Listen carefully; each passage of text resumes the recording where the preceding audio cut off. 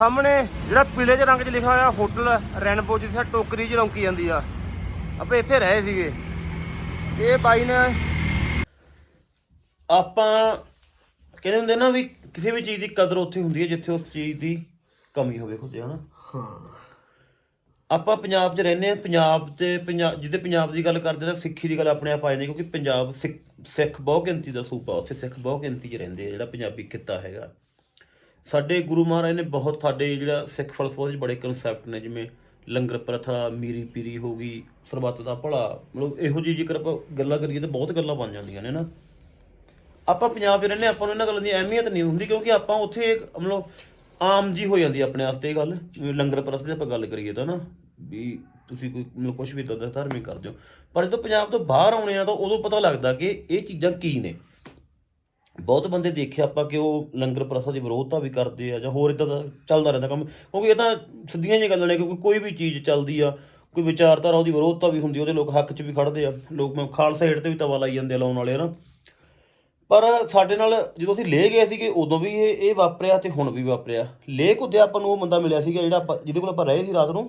ਕਿੱਥੇ ਜੇ ਬਾਈ? ਜਦੋਂ ਆਪਾਂ ਚੜ੍ਹਨਾ ਸੀ ਟੌਪ, ਉਹ ਜਿਹਦੇ ਬੁੱਧ ਖਰਬੂ ਨਹੀਂ ਯਾਰ ਬਾਈ, ਉਹ ਯਾਰ ਜਿਹਦੇ ਆਪਾਂ ਰਾਤ ਨੂੰ ਰਹੇ ਸੀਗੇ ਉਹਦੇ ਕੋਲੇ ਯਾਰ, ਜਿਹੜਾ ਕਹਿੰਦਾ ਸੀ ਮੈਨੇ ਆਪਕਾ ਲੰਗਰ ਖਾਇਆ ਹੈ, ਜਿਸ ਉਹ ਨਹੀਂ ਹੁੰਦੇ ਸੋਨਮ ਗਿਆਲ, ਹਾਂ ਤੰਗ ਲੰਗਲਾ ਦੀ ਜੜ। ਜਦੋਂ ਅਸੀਂ ਉੱਥੇ ਵੀ ਰੁਕੇ ਸੀ ਨਾ, ਤੇ ਅਸੀਂ ਉੱਥੇ ਇੱਕ ਬੰਦੇ ਨੂੰ ਕਿਹਾ ਸੀਗਾ ਬਾਈ ਅਸੀਂ ਇੱਥੇ ਰੁਕਣਾ ਤੇ ਯਾਰ ਅਸੀਂ ਰੋਟੀ ਪਾਣੀ ਦਾ ਸਾਨੂੰ ਦੇ ਦੇਗਾ ਖਾਣ ਨੂੰ। ਤਾਂ ਉਹ ਕਹਿੰਦਾ यार मैं चंडीगढ़ में रहा हूँ, मैं 2-3 साल वहाँ पे रहा हूँ और मैं आप सिख धर्म के लंगर पे पला हूँ। ਹੁਣ ਇਹ ਗੱਲ ਹਿੰਦੀ 'ਚ ਗਈ। ਕਹਿੰਦਾ ਤੁਹਾਡਾ ਬਹੁਤ ਵੱਡਾ ਕਨਸੈਪਟ ਆ ਇਹ ਲੰਗਰ ਵਾਲਾ, ਤੇ ਤੁਸੀਂ ਮੈਥੋਂ ਇੱਕ ਦਿਨ ਰੋਟੀ ਖਾਓਗੇ ਤਾਂ ਕੋਈ ਵੱਡੀ ਗੱਲ ਨਹੀਂ, ਮੈਂ ਤੁਹਾਨੂੰ ਖਵਾਊਂਗਾ, ਮੈਨੂੰ ਖੁਸ਼ੀ ਹੋਊਗੀ ਕਿ ਤੁਸੀਂ ਮੇਰੇ ਕੋਲ ਰੋਟੀ ਖਾ ਰਹੇ ਹੋ। ਐਵੇਂ ਅੱਜ ਅਸੀਂ ਇੱਕ ਹੋਟਲ 'ਚ ਰੁਕੇ, ਉਹ ਬਾਈ ਨੇ ਗੱਲਾਂ ਬਾਤਾਂ ਕੀਤੀਆਂ, ਉਹਨੂੰ ਦੱਸਿਆ ਵੀ ਇਸ ਤਰ੍ਹਾਂ ਅਸੀਂ ਸਾਈਕਲ 'ਤੇ ਆਏ ਹਾਂ, ਅਸੀਂ ਇੱਧਰੋਂ ਪੰਜਾਬ 'ਚੋਂ ਆਏ ਹਾਂ, ਜਾਂ ਹੋਰ ਸਾਰੀ ਕਹਾਣੀ ਦੱਸੀ ਹੈ ਨਾ। ਅਖੀਰ 'ਤੇ ਸਾਨੂੰ ਕਹਿੰਦਾ ਯਾਰ ਮੈਂ ਤੋਂ ਕੋਈ ਪੈਸਾ ਨਹੀਂ ਲੈਣਾ, ਨਾ ਕਮਰੇ ਦਾ ਕਿਰਾਇਆ ਲਵਾਂ ਨਾ ਰੋਟੀ ਪਾਣੀ ਦਾ ਲਵਾਂ। ਅਸੀਂ ਆਖਿਆ ਵੀ ਕਿਉਂ ਨਹੀਂ ਲੈਂਦਾ ਤੂੰ? ਕਹਿੰਦਾ ਮੈਂ ਤੁਹਾਡੇ ਤੋਂ ਸਿੱਖਿਆ ਇਹ ਵੀ ਤੂੰ, ਅਸੀਂ ਮਤਲਬ ਫਿਰ ਉਹਦੇ ਕੋਲ ਬਹਿ ਕੇ ਸਾਡਾ ਵੀ ਮੋਹ ਪਿਆਰ ਜਿਹਾ ਪੈ ਗਿਆ ਵੀ ਇਹ ਪੂਰੀ ਗੱਲਬਾਤ ਕਰੀਏ। ਤਾਂ ਸਾਨੂੰ ਕਹਿੰਦਾ ਕਿ ਇੱਕ ਸਿੱਖਾਂ ਦੀ ਕੌਮ ਹੀ ਇਹੋ ਜਿਹੀ ਜਿਹੜੀ ਫਰੀ ਫੂਡ ਦਿੰਦੀ ਹੈ ਲੋਕਾਂ ਨੂੰ, ਫਰੀ ਖਾਣਾ ਦਿੰਦੀ ਹੈ। ਕਹਿੰਦਾ ਨਹੀਂ ਕੋਈ ਵੀ ਫਰੀ ਨਹੀਂ ਦਿੰਦਾ ਕਿਸੇ ਨੂੰ।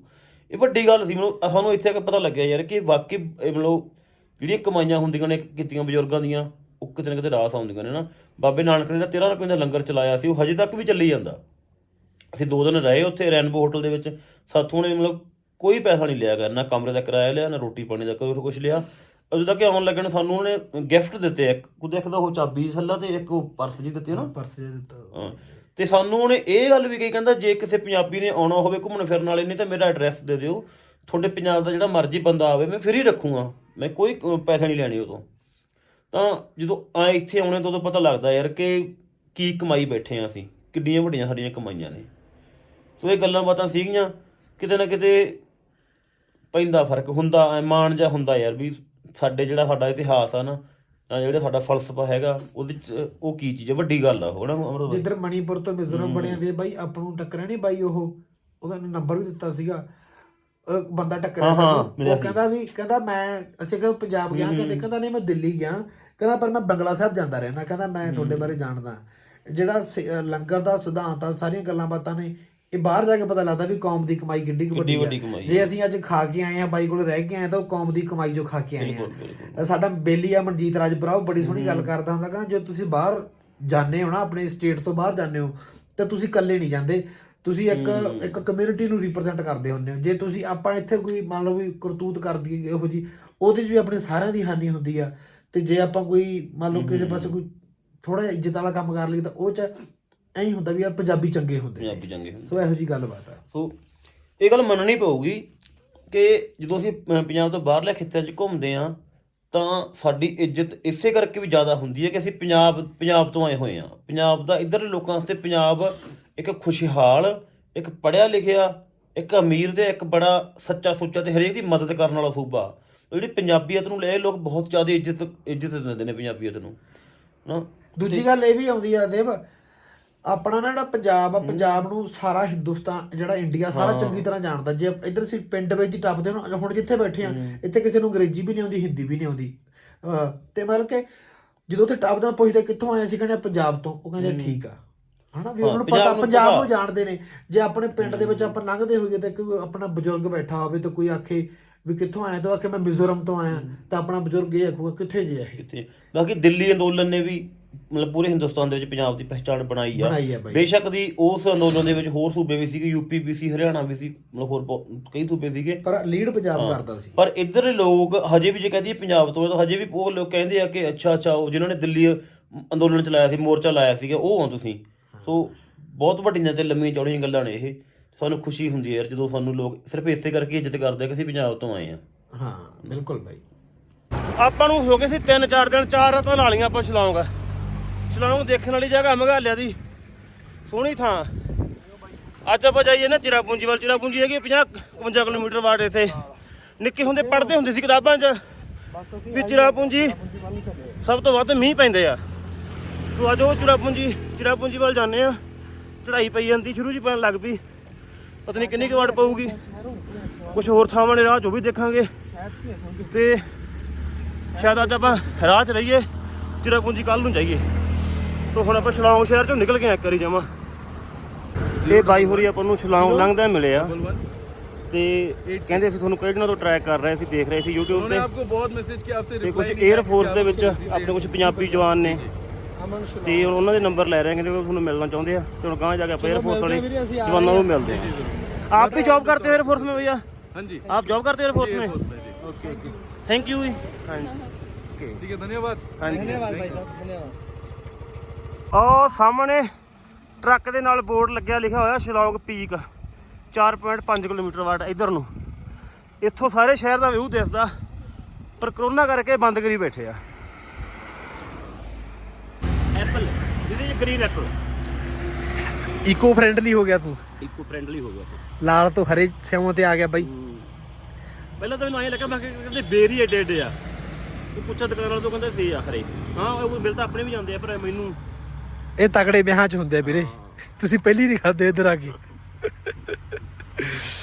ਆਪਾਂ ਖੜੇ ਆ ਮੇਘਾਲਿਆ ਟੀ ਫਾਰਮ। ਮੇਘਾਲਿਆ ਦੇ ਵਿੱਚ ਵੀ ਚਾਹ ਹੁੰਦੀ ਆ।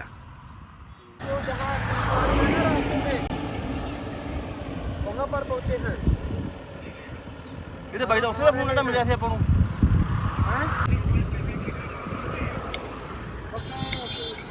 ਅੱਛਾ ਉਹ ਬਾਈ ਜਿਹੜਾ ਮਿਲਿਆ ਸੀ ਰਾਹ 'ਚ ਉਹੀ ਆ।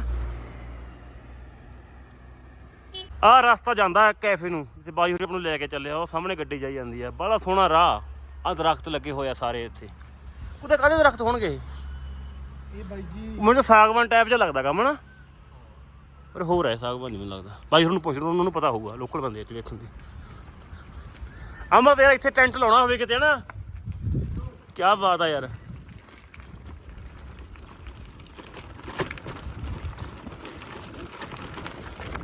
ਫੇਰ ਆ ਗਏ ਬੁੱਗੇ ਹੋਰੀ ਜੰਗਲਾਂ 'ਚ। ਇਹ ਆ ਕੈਫੇ ML5 ਕੈਫੇ। ਵਾਹ ਬਈ ਵਾਹ, ਸਾਈਕਲ ਵੀ ਮਿਲਦੇ ਕੁੱਦੇ ਕਿਰਾਏ ਤੇ। ਸਾਈਕਲ ਖੜੇ ਵੀ ਆ ਵਿੱਚ। ਹਾਂ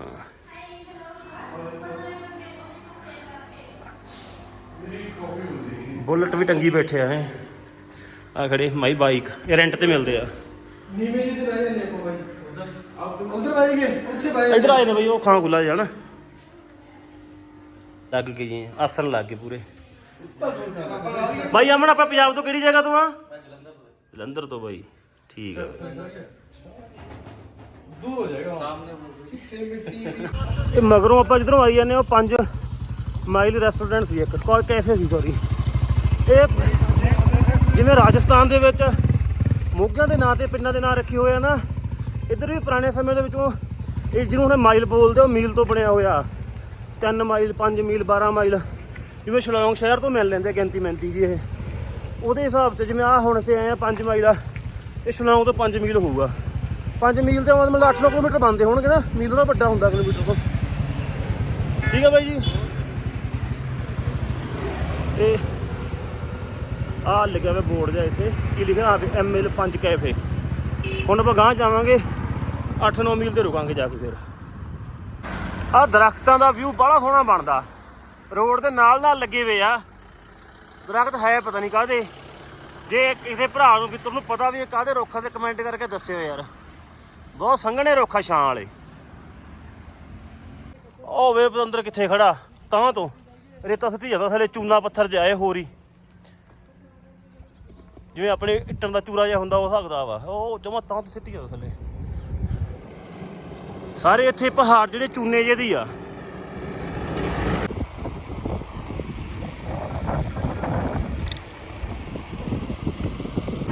ਇਹ ਆ ਗਏ ਜੀ ਪਹਾੜ, ਜਮਾਂ ਕੱਚੇ ਪਹਾੜ ਆ, ਮਿੱਟੀ ਆ ਵਿੱਚ ਇਹਨਾਂ ਦੇ, ਰਲਿਆ ਮਿਲਿਆ ਕੰਮ ਆ।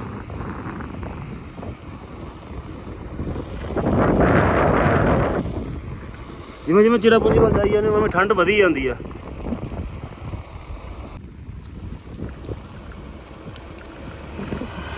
ਇੱਥੇ ਵੇ ਬਾਈ ਵੇ ਬਾਈ, ਹਰਿਆਲੀ ਆ ਪਹਾੜਾਂ ਦੀ ਪੂਰੀ। ਆ ਲੱਗਿਆ ਹੈਗਾ ਬੋਰਡ ਬਈ ਡੌਕੀ ਵਾਲਾ। ਅਸਲ ਵਿੱਚ ਪਹਿਲਾਂ ਆਪਾਂ ਡੌਕੀ ਜਾਣਾ ਸੀ, ਜਿਹੜਾ ਸ਼ੇਲਾ ਇਹ ਹੈਗਾ ਚਿਰਾਪੁੰਜੀ ਵਾਲਾ ਰੋਡ। ਹੁਣ ਆਪਾਂ ਡੌਕੀ ਵਾਪਸੀ ਤੇ ਕਰਤੀ, ਹੁਣ ਕਿਹੜਾ ਜਾਂਦੇ ਚਿਰਾਪੁੰਜੀ ਨੂੰ, ਸਿੱਧੇ ਜਾਵਾਂਗੇ। ਅਮਰ ਥੱਲੇ ਹੋ ਬਾਈ, ਤੂੰ ਗਲਤ ਜਾਈ ਜਾਂਦਾ। ਇਹ ਪਾਣੀ ਪੂਣੀ ਲੱਗੂ ਮਿਲਦਾ ਇੱਥੋਂ ਨਾ ਪੀਣ ਨੂੰ। ਠੀਕ ਆ ਠੀਕ ਆ। ਅਮਰਤਾ ਵੀ ਸੋਹਣਾ ਜਿਹਾ ਇਲਾਕਾ ਆ ਗਿਆ ਨਾ, ਪੱਧਰਾ ਜਿਹਾ, ਜਿਵੇਂ ਪੱਧਰਾ ਜਿਹਾ ਕੰਮ ਆ ਸਾਰੇ। ਘਰ ਵੀ ਕਿੰਨੇ ਸੋਹਣੇ ਹਨ। ਇਹ ਰਾਹ ਜਿਹੜੇ ਚੁੰਡਾ ਜਿਹੇ ਕੱਢ ਕੇ ਘਰ ਪਾਉਂਦੇ ਸੋਹਣੇ ਲੱਗਦੇ ਇਹ ਨਾ। ਇੱਕ ਇੱਧਰ ਲੋਕਾਂ ਨੂੰ ਰੰਗ ਕਰਨ ਦਾ ਬਹੁਤ ਸ਼ੌਂਕ ਆ, ਆਪਣੇ ਘੱਟ ਕਰਦੇ ਆ। ਹਾਂ ਆ ਵੀ ਘਰ ਨਿੱਕਾ ਜਿਹਾ ਘਰ ਕਿੱਡਾ ਸੋਹਣਾ, ਛੋਟਾ ਜਿਹਾ ਜਮੇ ਨਾ, ਪੜਦੇ ਪੁੜਦੇ ਪਾਏ ਆ, ਪੂਰਾ ਸੋਹਣਾ ਲੱਗਦਾ। ਆ ਹੋ ਗਿਆ ਜਿਵੇਂ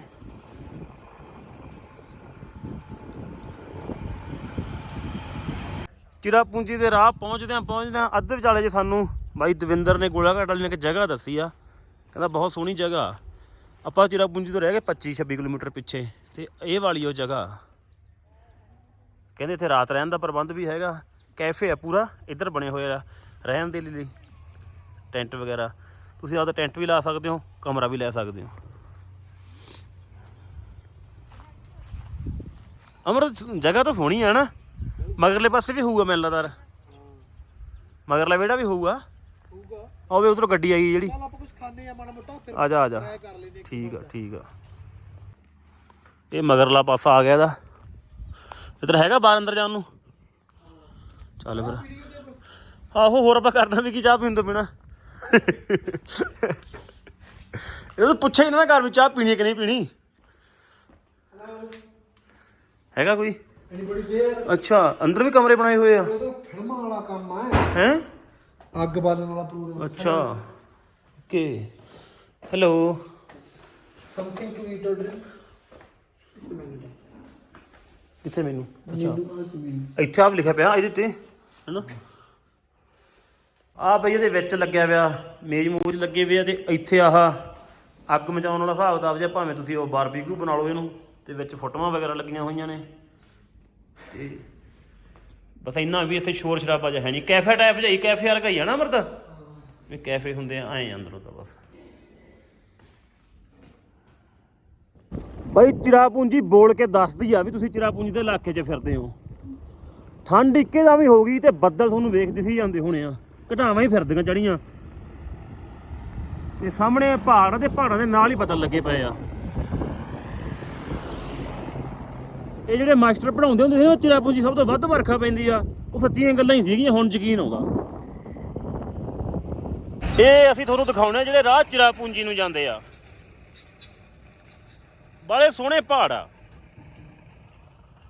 ਤੇ ਆ ਜਿਹੜੀ ਇੱਧਰਲੀ ਸਾਹਮਣੇ ਸਾਰੀ ਲੋਕੇਸ਼ਨ ਆ ਨਾ, ਇਹ ਸਾਰੀ ਬਹੁਤ ਸੋਹਣੀ ਆ। ਫੋਨ ਦੇ ਵੇਖੀਏ ਨਾ ਸਕਰੀਨ 'ਚ ਤਾਂ ਕੁਝ ਵੀ ਨਹੀਂ ਦਿਸਦਾ ਗਿਆ ਜਿਹੜਾ ਅੱਖਾਂ ਨਾਲ ਦਿਸਦਾ। ਤੇ ਆਹ ਤਾਰਾਂ ਜਿਹੀਆਂ ਪਾਈਆਂ ਹੋਈਆਂ ਨੇ, ਜਿਹੜੇ ਉਹ ਹੁੱਕਾਂ ਜਿਹੀਆਂ ਪਾ ਕੇ ਲੌਂਕਦੇ ਹੁੰਦੇ ਆ ਪਹਾੜਾਂ ਤੋਂ, ਉਹ ਮਹਿਕਮਾ। ਤੇ ਆ ਇੱਧਰ ਅੱਗੇ ਵੀ ਸਾਰੀਆਂ ਪਹਾੜੀ ਏਰੀਆ ਹੀ ਆ। ਸਾਰਾ ਰਾਹ ਹੀ ਬਹੁਤ ਜ਼ਿਆਦਾ ਸੋਹਣਾ। ਇੱਧਰਲੇ ਪਾਸੇ ਇਹ ਪੱਥਰ ਆ, ਪਹਾੜ ਚੂਨੇ ਜਿਹੇ ਵਾਲੇ ਜਿਹੜੇ ਹੁੰਦੇ ਆ, ਤੇ ਇੱਧਰਲੇ ਪਾਸੇ ਸਾਰੇ ਤੇ ਦਰਖਤ ਉਗਰੇ ਹੋਏ ਆ, ਪੂਰਾ ਹਰੇ ਪਹਾੜ ਆ। ਲੈ ਹੁਣ ਪਹੁੰਚ ਗਏ ਆਪਾਂ ਟਿਕਾਣੇ ਤੇ। ਇੱਥੇ ਆ ਹੈਗਾ ਕੀ ਕੁ ਤਾਂ ਲਿਖਿਆ ਜਿਪ ਲਾਈਨਿੰਗ, ਜਿਹੜੇ ਤਾਰ ਨਾਲ ਬੰਨ੍ਹ ਕੇ ਜਾਂਦੇ ਹੁੰਦੇ ਆ।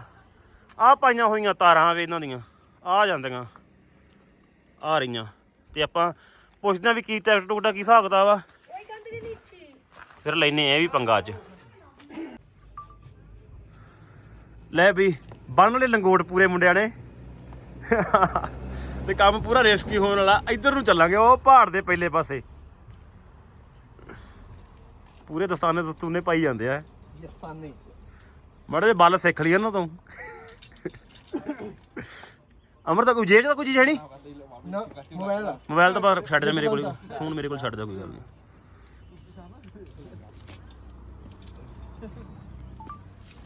हमने स्टार्टिंग होगा जैसे वो जा रहा है।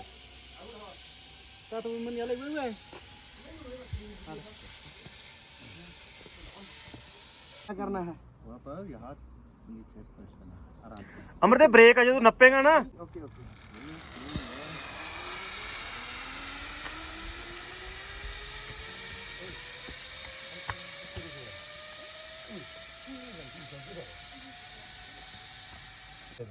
हाँ ये हुण थल्ले जाऊगा, थल्ले फिर उधर पहले पासे वाली रोड ते जाऊगा।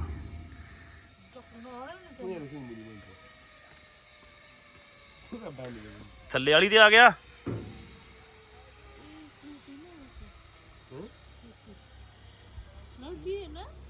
हुण इधरले पासियों उधर नूं जाऊगा।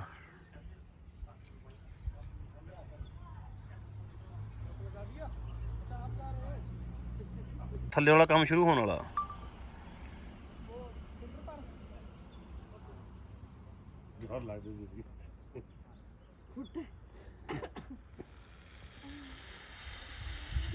चल बई करा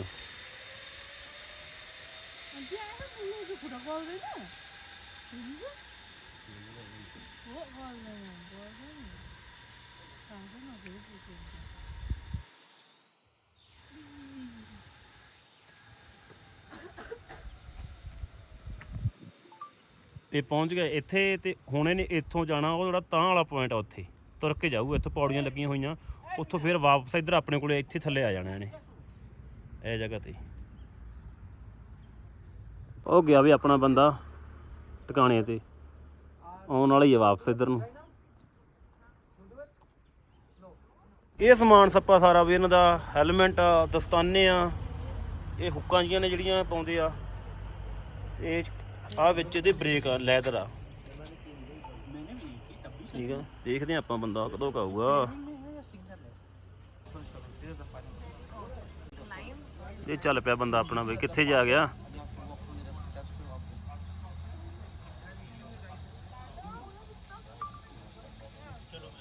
ਆਉਂਦਾ, ਆ ਜਾ ਆ ਜਾ।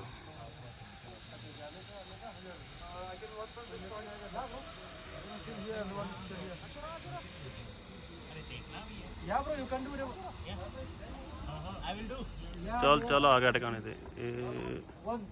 खड़ किवें गया? उल्टा जा रहा है।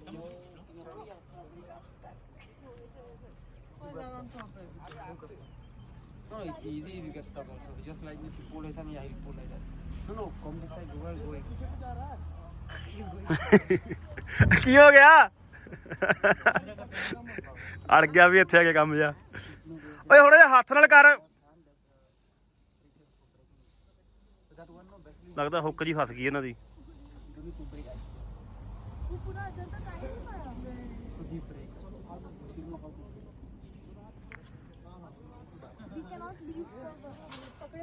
ਹੁੱਕ ਫਸ ਗਈ ਲੱਗਦਾ। ਚੱਲ ਚੱਲ ਬੰਦਾ ਖਿੱਚ ਕੇ ਲਿਆਉਂਦਾ ਹੁਣ, ਨਾਲ ਹੀ ਉਹਦੇ ਕੋਲ ਹੀ ਆ ਗਿਆ ਸੀ, ਥੋੜੀ ਜਿਹੀ ਦੂਰ ਹੀ ਰਹਿ ਗਿਆ ਸੀ ਕੰਮ।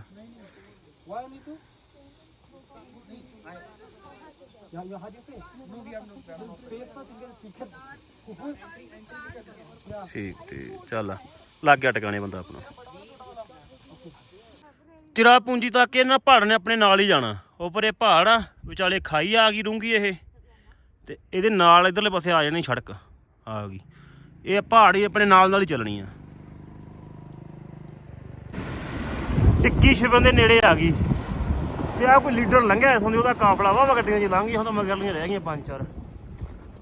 ਉਹ ਸਾਹਮਣੇ ਸੂਰਜ ਦੇਵਤਾ ਜੀ ਛਿਪ ਰਿਹਾ ਕਿ ਚੰਦ ਹੁੰਦਾ? ਇਹ ਸੂਰਜ ਹੀ ਹੁੰਦਾ ਸੱਚ ਮੈਨੂੰ ਲੱਗਦਾ।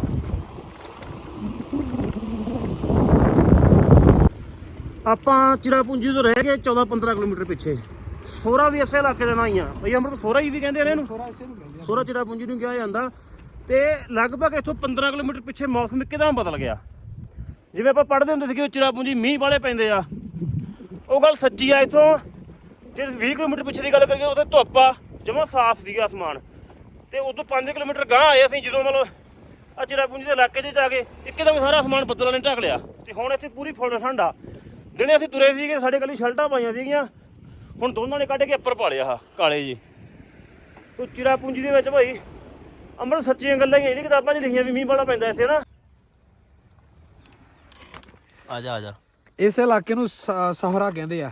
ਆਪਾਂ ਜੇ ਮੂੰਹ ਸਿੱਧਾ ਬੋਲੀਏ ਸਹਰਾ ਨਿਕਲ ਜਾਂਦਾ ਮੂੰਹੋਂ। ਇੱਥੇ ਜਿਹੜੇ ਮੀਲ ਪੱਥਰ ਆ ਕਿਤੇ ਵੀ ਚਿਰਾਪੂੰਜੀ ਨਹੀਂ ਲਿਖਿਆ, ਸਹਰਾ ਲਿਖਿਆ ਵਾ ਸਾਰੇ ਕਿਤੇ। ਵੈਸੇ ਮਸ਼ਹੂਰ ਇਹ ਚਿਰਾਪੂੰਜੀ ਦੇ ਨਾਲ ਨਾਲ ਆ, ਸਹੁਰੇ ਦੇ ਨਾਲ ਇਹਨੂੰ ਕੋਈ ਨਹੀਂ ਜਾਣਦਾ। ਸਹੁਰਾ ਨਹੀਂ ਸੋਹਰਾ। ਹੁਣ ਇਹ ਤੋਂ ਬਾਅਦ 14-15 ਕਿਲੋਮੀਟਰ ਬਾਟ ਰਹੇਗੀ, ਘਰ ਗਈ ਹੋਣੀ ਉਹ ਤੋਂ ਵੀ। ਇਹਦੇ ਕੋਈ ਤਾਂ ਨਾਂ ਕਿਹੋ ਜਿਹਾ, ਇਹ ਸੋਹਰਾ ਹਨਾ, ਇਹਨੂੰ ਸਹੁਰਾ ਕਹੀ ਜਾਂਦੇ ਆ। ਪਹਿਲਾਂ ਜਵਾਈ ਸੀ, ਹੁਣ ਆਪਾਂ ਜਵਾਈ ਕਹੀ ਜਾਂਦੇ ਸੀ। ਹਾਂ ਸਹੁਰਾ ਜਵਾਈ ਨੇੜੇ ਜਾਣਾ, ਨੇੜੇ ਹੋ ਗਿਆ ਇਹੋ ਜਿਹੇ ਨਾਂ ਇੱਥੇ। ਪੰਜਾਬ ਕਿਹੜਾ ਵੱਜਿਆ ਹੁਣ। ਹਾਂ ਮਾਂ ਧਰਤੀਏ ਤੇਰੀ ਗੋਦ ਨੂੰ ਚੰਨ ਹੋਰ ਬਥੇਰੇ, ਤੂੰ ਮੱਗਦਾ ਰਹੀ ਵੇ ਤੂੰ ਜਾ ਕੰਨੀਆਂ ਦੇ, ਤੂੰ ਮੱਗਦਾ ਰਹੀ ਵੇ ਤੂੰ ਜਾ ਕੰਨੀਆਂ ਦੇ, ਜਿੱਥੇ ਅੱਖਾਂ ਚੁੰਦੀਆਂ ਤੇ ਦੰਦ ਕਰੇ ਰੇ, ਤੂੰ ਮੱਗਦਾ ਰਹੀ ਵੇ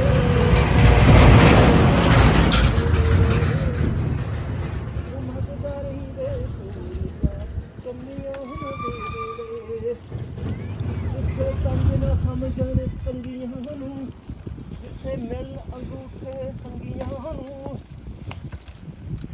ਜਿੱਥੇ ਵਾਲ ਤਰਸਦੇ ਸੰਗੀਆਂ ਨੂੰ ਤੇ ਦੰਦ ਕਰੇੜੇ, ਤੂੰ ਮਗਦਾ ਰਹੀ ਵੇ ਸੂਰਜਾ ਕਮੀਆਂ ਦੇ ਵੇੜੇ। ਇਹ ਰਾਹ ਨੂੰ ਜਾਂਦਿਆਂ ਇਹੋ ਜਿਹੇ ਰਹਿਣ ਵਾਲੇ ਲੌਜ ਰੈਸਟੋਰੈਂਟ ਤੁਹਾਨੂੰ ਵਾਧੂ ਮਿਲ ਜਾਣਗੇ, ਕਿਉਂਕਿ ਇਹ ਚਿਰਾਪੂੰਜੀ ਘੁੰਮਣ ਫਿਰਨ ਵਾਲੇ ਬੰਦਿਆਂ ਦੀ ਪਸੰਦੀ ਦੀ ਜਗ੍ਹਾ ਤੇ ਬਹੁਤ ਲੋਕ ਆਉਂਦੇ ਇੱਧਰ। ਇਸ ਕਰਕੇ ਤੁਹਾਨੂੰ ਕੋਈ ਰਹਿਣ ਰੂਣ ਦੀ ਸਮੱਸਿਆ ਨਹੀਂ ਆਉਂਦੀ ਗੀ। 2-2 ਕਿਲੋਮੀਟਰ ਬਾਅਦ ਤੇ ਟਿਕਾਣੇ ਬਣੇ ਹੋਏ ਆ ਰਹਿਣ ਵਾਸਤੇ। ਚਿਰਾਪੂੰਜੀ ਤੋਂ ਰਹਿ ਕੇ ਬਸ ਆਪਾਂ 10 ਕਿਲੋਮੀਟਰ ਪਿੱਛੇ ਤੇ ਥੱਲੇ ਨੂੰ ਜਾਣਾ, ਢਾਲ ਹੀ ਆ ਸਾਰੇ, ਆਰਾਮ ਨਾਲ ਤੁਰੇ ਜਾਂਦੇ ਆ।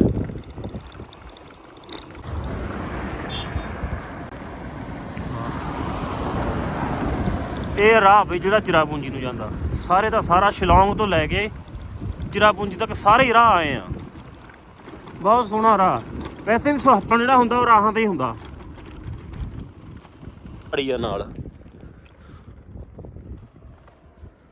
5:30 ਦਾ ਟਾਈਮ ਹੋ ਗਿਆ। ਆਪਾਂ ਚਿਰਾਪੂੰਜੀ ਤੋਂ 10 ਕਿਲੋਮੀਟਰ ਪਿੱਛੇ 10-11 ਅੱਜ ਆਪਾਂ ਨੂੰ ਇੱਥੇ ਰੁਕਣਾ ਪੈਣਾ, ਕਿਉਂਕਿ ਜਿਹੜਾ ਆਹ ਗਾਰਡਨ ਆਫ ਕੇਵਸ ਆ ਇਹ ਸੜਕ ਇੱਧਰ ਨੂੰ ਨਿਕਲਦੀ ਹੈ ਇੱਥੋਂ। ਜੇ ਗਾਂਹ ਗਏ ਤਾਂ ਵਾਪਸ ਮੁੜਨਾ ਪਊਗਾ। ਸੋ ਹੁਣ ਇੱਥੇ ਕਿਤੇ ਨੇੜੇ ਇਸੇ ਇਲਾਕੇ 'ਚ ਹੀ ਰਹਿੰਦੇ ਆ, ਅਤੇ ਫਿਰ ਕੱਲ੍ਹ ਨੂੰ ਆ ਦੇਖ ਕੇ ਫਿਰ ਗਾਂਹ ਜਾਵਾਂਗੇ। ਕਿੰਨੀ ਹੈ ਇੱਥੋਂ? ਇਹ 4.9 ਪੌਣੇ ਕਿ 5 ਕਿਲੋਮੀਟਰ ਵਾਟ ਆ ਇੱਧਰ ਨੂੰ। ਬਲੌਗ ਦੀ ਸਮਾਪਤੀ ਤਾਂ ਹੋ ਗਈ ਆ, ਬਸ ਹੁਣ ਤਾਂ ਗੱਲਾਂ ਬਾਤਾਂ ਹੀ ਕਰਨੀਆਂ। ਤੁਸੀਂ ਬਲੌਗ ਦੇ ਸ਼ੁਰੂ 'ਚ ਸੁਣਿਆ ਸੀਗਾ ਵੀ ਥੋੜ੍ਹੇ ਜਿਹੜੇ ਬੰਦੇ ਮਿਲੇ ਸੀ ਆਪਾਂ ਨੂੰ, ਸਾਥੋਂ ਉਹਨਾਂ ਨੇ ਪੈਸੇ ਨਹੀਂ ਲਏ, ਕਮਰੇ ਦਾ ਕਿਰਾਇਆ ਨਹੀਂ ਲਿਆ, ਕੋਈ ਰੋਟੀ ਪਾਣੀ ਦਾ ਕੁਛ ਨਹੀਂ ਲਿਆ ਨਾ। ਪਰ ਇੱਕ ਗੱਲ ਇਹ ਹੈ ਕਿ ਅਸੀਂ ਜਦੋਂ ਇੱਧਰਲੇ ਬੰਦੇ ਪੰਜਾਬ 'ਚ ਜਾਂਦੇ ਨੇ, ਜਿਵੇਂ ਖਾਸ ਕਰਕੇ ਬਿਹਾਰ ਵਾਲੇ ਬੰਦੇ ਹੋ ਗਏ ਜਾਂ ਕੁਛ ਹੋਰ ਹੋ ਗਏ, ਅਸੀਂ ਨਾ ਉਹਨਾਂ ਨੂੰ ਉਹਨੇ ਸਤਿਕਾਰ ਜਿਹਾ ਅਸੀਂ ਦਿੰਦੇ ਨਹੀਂ, ਕਿ ਅਸੀਂ ਇੱਕ ਹੋਰ ਤਰ੍ਹਾਂ ਦੇ ਐਟੀਟਿਊਡ 'ਚ ਰਹਿੰਦੇ ਹਾਂ ਯਾਰ, ਵੀ ਅਸੀਂ ਆ, ਇਹ ਤਾਂ ਉਹੀ ਆ ਸਾਰੇ ਜਿਹੜੇ ਬਿਹਾਰ ਵਾਲੇ ਹੋ ਗਏ ਜਾਂ ਹੋਰ ਅਮਰ, ਇਹ ਚੀਜ਼ਾਂ ਹੁੰਦੀਆਂ ਨੇ। ਬਿਲਕੁਲ ਬਾਈ, ਅਸੀਂ ਬਿਹਾਰ ਦੇ ਕਿਸੇ ਵਸਨੀਕ ਨੂੰ ਭਈਏ ਬਿਨਾਂ ਨਹੀਂ ਬੋਲਦੇ। ਭਈਆ ਵੀ ਇੱਕ ਮਤਲਬ ਰੂਡ ਜਿਹੇ ਤਰੀਕੇ ਨਾਲ, ਤੇ ਇੱਕ ਕਹਿ ਦਈਏ ਆਪਾਂ ਭੱਦੇ ਜਿਹੇ ਤਰੀਕੇ ਨਾਲ ਬੋਲਦੇ ਹਾਂ। ਪਰ ਅੱਜ ਅਸੀਂ ਬਿਹਾਰ 'ਚ ਵੀ ਸਫ਼ਰ ਕੀਤਾ ਸਾਈਕਲ 'ਤੇ, ਇੱਧਰ ਵੀ ਕਰ ਰਹੇ ਹਾਂ। ਇਹ ਲੋਕ ਸਾਡੀ ਬਹੁਤ ਇੱਜ਼ਤ ਕਰਦੇ ਆ। ਸਾਨੂੰ ਇੱਥੇ ਆ ਕੇ ਐਂ ਨਹੀਂ ਮਹਿਸੂਸ ਹੁੰਦਾ ਵੀ ਯਾਰ ਅਸੀਂ ਇੰਨੇ ਦੂਰ ਫਿਰਦੇ ਹਾਂ ਪੰਜਾਬ ਤੋਂ, ਜੇ ਇੱਕ ਸਮੱਸਿਆ ਪੈ ਗਈ ਤਾਂ ਕੀ ਚੱਕਰ ਪਊਗਾ, ਕਿਉਂਕਿ ਸਾਨੂੰ ਇਹਨਾਂ ਲੋਕਾਂ ਨੇ ਇੱਜ਼ਤ ਹੀ ਨਹੀਂ ਦਿੱਤੀ। ਅਸੀਂ ਜਿਹੜੇ ਰਾਹਾਂ 'ਤੇ ਵੀ ਸਫ਼ਰ ਕੀਤਾ, ਤੇ ਸਾਨੂੰ ਕਹਿੰਦੇ ਸੀ ਮਤਲਬ ਘਰ ਵੀ ਦਿੱਤੇ ਆ ਉਹਦੇ ਰਹਿਣ ਵਾਸਤੇ, ਤੁਸੀਂ ਸਾਡੇ ਕੋਲ ਰਹੋ ਨਾ। ਤਾਂ ਮੈਂ ਹੁਣ ਇਹੀ ਕਹਿਣਾ ਯਾਰ ਵੀ ਜੇ ਇੱਧਰਲੀ ਸੂਬਿਆਂ ਦਾ ਕੋਈ ਬੰਦਾ, ਨਾਗਾਲੈਂਡ ਦਾ, ਕੋਈ ਮਿਜ਼ੋਰਮ ਦਾ, ਮਣੀਪੁਰ ਦਾ, ਬਿਹਾਰ ਦਾ, ਉੜੀਸਾ ਦਾ, ਜਾਂ ਜੋ ਵੀ ਬੰਦਾ ਜਦੋਂ ਪੰਜਾਬ ਆਉਂਦਾ ਨੇ ਯਾਰ, ਤੇ ਸਾਡਾ ਹੱਕ ਬਣਦਾ ਵੀ ਅਸੀਂ ਉਹਨੂੰ ਬਣਦਾ ਇੱਜ਼ਤ ਸਤਿਕਾਰ ਦਈਏ, ਅਸੀਂ ਉਹਨੂੰ ਇਗਨੋਰ ਨਾ ਕਰੀਏ, ਅਸੀਂ ਉਹਨੂੰ ਅਣਗੌਲਿਆ ਨਾ ਸਮਝੀਏ। ਇਹਨਾਂ ਲੋਕਾਂ ਦੇ ਇਤਿਹਾਸ ਬਹੁਤ ਵੱਡੇ ਨੇ। ਜਦੋਂ ਇਹਨਾਂ ਦੇ ਇਤਿਹਾਸ ਪੜ੍ਹਾਂਗੇ ਨਾ, ਤੇ ਇਹਨਾਂ ਦੇ ਗੁਰੀਲਾ ਯੁੱਧ ਦੇ ਇਤਿਹਾਸ ਹੋ ਗਏ, ਜਿਵੇਂ ਮਣੀਪੁਰ ਵਾਲਿਆਂ ਦੇ, ਨਾਗਾਲੈਂਡ ਵਾਲਿਆਂ ਦੇ ਹੋ ਗਏ ਜਾਂ ਹੋਰ ਹੋ ਗਏ, ਬਹੁਤ ਤਕੜੇ ਇਤਿਹਾਸ ਨੇ ਤੇ ਸੋਹਣੇ ਘਰ-ਬਾਰ ਨੇ ਇਹਨਾਂ ਨੇ ਵੀ। ਮਤਲਬ ਜੇਕਰ ਆਪਾਂ ਬਿਹਾਰ ਦੇ ਵਿੱਚ ਵੀ, ਹੁਣ ਅਸੀਂ ਬਿਹਾਰ ਨਹੀਂ ਪਰ ਬਿਹਾਰ ਦੇ ਸਫ਼ਰ ਕੀਤਾ ਵੀ ਆ, ਹੁਣ ਅਸੀਂ ਇੱਧਰ ਫਿਰਦੇ ਹਾਂ। ਇਹਨਾਂ ਲੋਕਾਂ ਦੀ ਵੀ ਆਪਣੀ ਇੱਕ ਸਲਤਨਤ ਆ, ਮਤਲਬ ਇਹ ਵੀ ਆਪਦੇ ਇਲਾਕੇ 'ਚ, ਆਪਦੇ ਸੂਬਿਆਂ ਦੇ ਵਿੱਚ ਬੜੇ ਇੱਜ਼ਤ ਸਤਿਕਾਰ ਨਾਲ ਰਹਿੰਦੇ ਆ, ਜਿਵੇਂ ਆਪਣੇ ਪਿੰਡਾਂ ਦੇ ਵਿੱਚ ਹੁੰਦੇ ਆ ਮੈਂਬਰ, ਸਰਪੰਚ, ਕੋਈ ਜਾਂ ਕੋਈ ਹੋਰ ਪੜ੍ਹੇ ਲਿਖੇ ਬੰਦੇ, ਆਈ ਇਹ ਨੇ। ਇਹ ਕੋਈ ਆਪਾਂ ਕਹਿ ਦਈਏ ਕੋਈ ਐਰ ਗੈਰ ਲੋਕ ਨਹੀਂ ਹੈਗੇ ਵੀ ਉਹੀ ਨੇ ਵੀ ਅਸੀਂ ਪੰਜਾਬ ਵਾਲੇ ਬੜੇ ਅਮੀਰਾਂ ਤੇ ਬੜੇ ਪੜ੍ਹੇ ਲਿਖੇ ਤੇ ਬੜੇ ਸਿਆਣੇ ਆ। ਇੱਧਰਲੇ ਇਹੋ ਜਿਹੇ ਜਿਹੜੇ ਇਹ ਨੇ, ਇਹਨਾਂ ਦੇ ਵੀ ਆਪਣੇ ਪਿੰਡਾਂ ਦੇ ਵਿੱਚ, ਆਪਣੇ ਕਸਬਿਆਂ ਦੇ ਵਿੱਚ ਉੱਦਾਂ ਹੀ ਸਤਿਕਾਰ ਆ, ਉੱਦਾਂ ਹੀ ਇੱਜ਼ਤ ਆ, ਉੱਦਾਂ ਹੀ ਪਰਿਵਾਰ ਨੇ, ਧੀਆਂ ਭੈਣਾਂ ਵਾਲੇ ਨੇ, ਉੱਦਾਂ ਹੀ ਸਾਰੇ ਸਤਿਕਾਰਯੋਗ ਨੇ। ਤਾਂ ਇਹ ਸਫ਼ਰ ਤੋਂ ਅਸੀਂ ਇਹੀ ਸਿੱਖਿਆ ਕਿ ਹਰੇਕ ਬੰਦਾ ਯਾਰ, ਹਰ ਇੱਕ ਬੰਦਾ ਚਾਹੇ ਉਹ ਕਿਸੇ ਵੀ ਸੂਬੇ ਦਾ ਹੈਗਾ, ਉਹ ਸਤਿਕਾਰਯੋਗ ਆ। ਜੇ ਕੱਲ੍ਹ ਨੂੰ ਪੰਜਾਬ ਦੇ ਵਿੱਚ ਕੋਈ ਬਿਹਾਰ ਦਾ ਬੰਦਾ, ਕੋਈ ਯੂਪੀ ਦਾ ਮਿਲਦਾ ਬੰਦਾ ਜਾਂ ਕੋਈ ਹੋਰ ਮਿਲਦਾ, ਤਾਂ ਉਹਨੂੰ ਇੱਜ਼ਤ ਤੇ ਪਿਆਰ ਨਾਲ ਬੁਲਾਓ ਯਾਰ, ਕਿਉਂਕਿ ਜਦੋਂ ਅਸੀਂ ਇਹਨਾਂ ਕੋਲੇ ਆਉਣੇ ਨਾ, ਸਾਡੀ ਬਹੁਤ ਇੱਜ਼ਤ ਕਰਦੇ ਆ। ਸੋ ਇਹੀ ਗੱਲ ਸੀਗੀ ਕਿ ਹਰ ਇੱਕ ਨੂੰ ਇੱਜ਼ਤ ਤੇ ਪਿਆਰ ਨਾਲ ਬੁਲਾਓ। ਆਪਾਂ ਹੁਣ ਪਹੁੰਚ ਗਏ ਹਾਂ ਚਿਰਾਪੂੰਜੀ ਦੇ ਨੇੜੇ। ਮੰਨ ਲਈਏ ਉਹ ਇਲਾਕੇ 'ਚ ਆ ਹੀ ਗਏ, ਚਿਰਾਪੂੰਜੀ ਵਾਲੇ 'ਚ 10-8 ਕਿਲੋਮੀਟਰ ਬਾਅਦ ਹੋਊਗਾ ਇੱਥੋਂ ਨਾ। ਹਾਂ ਵੀਰੇ। ਤੇ ਚਿਰਾਪੂੰਜੀ ਦਾ ਜਿਹੜਾ ਸਹੀ ਨਾਮ ਉਹ ਸੌਰਾ ਹੀ ਹੈ ਨਾ ਬਾਈ? ਸੌਰਾ ਨਹੀਂ, ਸੌਰਾ ਮਤਲਬ ਇਦਾਂ ਦਾ ਨਾਂ ਹੀ ਆ। ਇਦੋਂ ਦੇ ਨਾਂ ਜੀ ਵੀ ਆ। ਸੌਰਾ ਪਿੱਛੇ ਜੇ ਇੱਕ ਜਵਾਈ ਸੀਗਾ। ਨਹੀਂ ਅਸਲ 'ਚ ਨਾ ਆਪਣੇ ਪ੍ਰੋਨਾਂਸੀਏਸ਼ਨ 'ਚ ਫਰਕ ਹੁੰਦਾ। ਆਪਾਂ ਕਹਿੰਦੇ ਸੀ ਤਮਾਂਗ, ਇਹ ਕਹਿੰਦੇ ਸੀ ਤਵੰਗ। ਹਾਂ, ਮਤਲਬ ਕਿ ਬੋਲਣ ਦਾ ਫਰਕ ਹੋ ਜਾਂਦਾ। ਤੇ ਹੁਣ ਅਸੀਂ ਇੱਥੇ ਹੀ ਆ, ਤੇ ਕੱਲ ਨੂੰ ਆਪਾਂ ਜਾਵਾਂਗੇ ਇੱਥੇ ਜਿਹੜੀਆਂ ਉਹ ਪੁਰਾਣੀਆਂ ਗੁਫਾਵਾਂ ਜਿਹੀਆਂ ਹੈਗੀਆਂ ਉਹ ਦੇਖਾਂਗੇ। ਫਿਰ ਇੱਥੇ ਜਿਹੜੇ ਉਹ ਦਰਖਤਾਂ ਦੇ ਬਣੇ ਹੋਏ ਪੁਲ ਆ ਉਹ ਹੈਗੇ ਦੇਖਣ ਵਾਲੇ। ਮਤਲਬ ਆਪਾਂ ਚਿਰਾਪੂੰਜੀ ਦੇ ਇਲਾਕੇ 'ਚ ਹੀ ਫਿਰਦੇ ਹਾਂ। ਇੱਥੋਂ ਜਿਹੜਾ ਉਹ ਮੇਨ ਜਗ੍ਹਾ ਹੈਗੀ ਆ ਸੌਰਾ, ਉਹ 8-9 ਕਿਲੋਮੀਟਰ ਬਾਅਦ ਹੀ ਆ। ਤੇ ਅੱਜ ਆਪਾਂ ਇੱਥੇ ਰੁਕੇ ਹੋਏ ਆ। ਮੇਨ ਜਗ੍ਹਾ ਤਾਂ ਸ਼ਹਿਰ ਹੀ ਆ, ਜਿਹੜੀਆਂ ਥਾਵਾਂ ਨੇ ਦੇਖਣ ਜੋ ਉਹ ਉਹਦੇ ਆਲੇ ਦੁਆਲੇ ਆ। ਕੋਈ 10 ਕਿਲੋਮੀਟਰ ਇੱਧਰ ਆ, ਕੋਈ ਇੱਧਰ ਆ, ਕੋਈ ਇੱਧਰ ਆ, ਬਸ ਇਹੋ ਜਿਹਾ ਕੁਛ ਆ। ਹੁਣ ਆਪਾਂ ਰੁਕੇ ਹੋਏ ਆ ਇੱਕ ਲੌਲ ਦੇ ਵਿੱਚ, ਕਿਉਂਕਿ ਇੱਧਰ ਘੁੰਮਣ ਫਿਰਨ ਵਾਲੇ ਬੰਦੇ ਆਉਂਦੇ ਰਹਿੰਦੇ ਆ। ਤਾਂ ਤੁਹਾਨੂੰ ਹਰੇਕ 2-3 ਕਿਲੋਮੀਟਰ ਬਾਅਦ ਤੋਂ ਕੋਈ ਨਾ ਕੋਈ ਲੌਜ ਜਾਂ ਕੋਈ ਹੋਸਟਲ ਟਾਈਪ ਮਿਲ ਜਾਂਦਾ ਰਹਿਣ ਵਾਸਤੇ।